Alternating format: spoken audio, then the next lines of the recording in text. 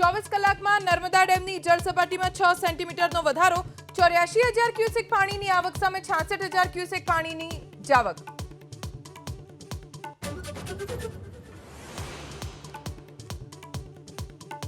કોલકાતા હત્યાકાંડના વિરોધમાં અમદાવાદમાં બીજે મેડિકલ કોલેજના તબીબોની હડતાળ, તબીબોની સુરક્ષા અને આરોપી સામે નક્કર કાર્યવાહીની માંગ સાથે વિરોધ.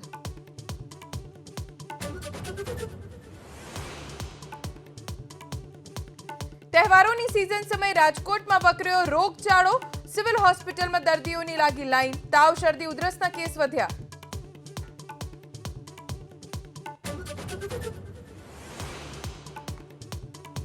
બેટ દ્વારકાની 3 તબક્કામાં થશે કાયાપલટ. પ્રથમ તબક્કા માટે 150 કરોડની ફાળવણી, મંદિર ડેવલપમેન્ટ, સ્ટ્રીટ બ્યુટિફિકેશનની હાથ ધરાશે કામગીરી.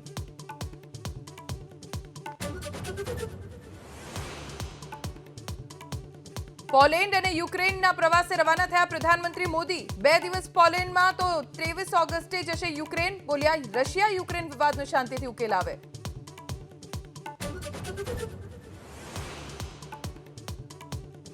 રાહુલ ગાંધીના જમ્મુ કાશ્મીરના પ્રવાસમાં ફેરફાર. આજે સાંજે 5:30 વાગે પહોંચશે શ્રીનગર. કાલે શ્રીનગરમાં પાર્ટી નેતાઓ સાથે મુલાકાત કરી જમ્મુ જવા થશે રવાના.